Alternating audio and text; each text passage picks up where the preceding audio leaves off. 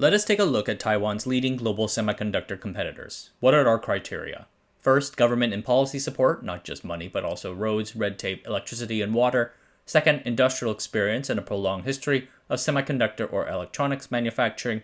Third, an indigenous industrial leader. Fourth, demand structures, who's buying your semiconductors, government, computing, automobile, telecommunications, consumer electronics market, so on. And finally, talents. I would put the US and South Korea into the first tier of Taiwan semiconductor competitors. The United States, a global flagship in Intel, and a comprehensive ecosystem up and down the value chain. Some of the industry's best and biggest semiconductor chip designers and vendors are headquartered in the US. It is also the biggest consumer electronics, computing, and military market. The United States is especially dominant in semiconductor research, and the American government has been heavily supportive of its semiconductor sector. The $50 billion CHIPS Act continues this tradition. On the downside, the United States has had trouble finding enough highly educated talents competing with many lucrative tech giants. Labor expenses are higher than what you can find in Asia. South Korea, their chaebol-led strategy is extremely aggressive, and the Korean semiconductor industry is the world leader in memory. Samsung Foundry is the second largest foundry in the world. Notably, they have adopted gate-all-around transistor structures into their latest 3nm process. And of course, because it is Samsung, the South Korean government has pledged billions of dollars, not only in tax rebates but also infrastructure and workplace training. As I mentioned before, TSMC's biggest competitor has long been Samsung in South Korea rather than the smaller fabs in China. The Tier 2 countries are making substantial investments into moving up the first tier. First is China. China hosts a strong flagship leader in a variety of semiconductor sub-industries, SMIC and logic, BOE technology and OLED, and Yangtze memory and memory. They're all technologically advanced. Even without access to EUV, SMIC has managed to produce very sophisticated chips at the near leading edge. And technology-wise, Yangtze memory is as good as Samsung or Micron. While recent American trade restrictions are troubling, there is a substantial chance that the Chinese manage to dominate markets like silicon carbide or gallium nitride.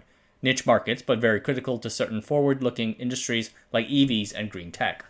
Japan had once been the world semiconductor leader, particularly in the memory market during the 1980s. Japan still has many semiconductor factories today, many of which are strong in niche areas. Sony is, for instance, the world leader in image sensor chips. Furthermore, the country's suppliers are critical. Tokyo Electron and Shin-Etsu are global leaders and perform leading-edge research. TSMC is tapping into that expertise with one of their R&D centers there. In the third tier, we have countries with substantial semiconductor manufacturing presence through a multinational. Singapore is one of the few governments to successfully create a semiconductor manufacturing company from scratch with what would eventually become Chartered Semiconductor and what is now Global Foundries. Germany has strong presence as it is Europe's largest semiconductor market due to their economic strengths in automobile and industry. Dresden is nicknamed the Silicon Saxony with 250-plus manufacturers and service providers. Israel has a significant semiconductor foundry, Tower Semiconductor, which is being acquired by Intel. Intel also has some of its more advanced semiconductor fabs located there too. There are a few other countries we should mention, lightning round. Malaysia, strong in packaging technologies, but they have a very small presence in fabrication. India, they have the desire, but there's big questions about technical competency, infrastructure, and capital sufficiency. United Arab Emirates, they have wanted an indigenous semiconductor industry since the early 2010s, and it is a reason why they founded Global Foundries. They have capital to spare, but lack sufficient educated talents. As the semiconductor industry moves from boom to bust, it presents new opportunities to move up through persistent investment, opportunistic technology transfer, or outright acquisition. Analysts estimate that the industry won't be in a downturn for very long. Taiwan's semiconductor industry continues to fight for its place in the market.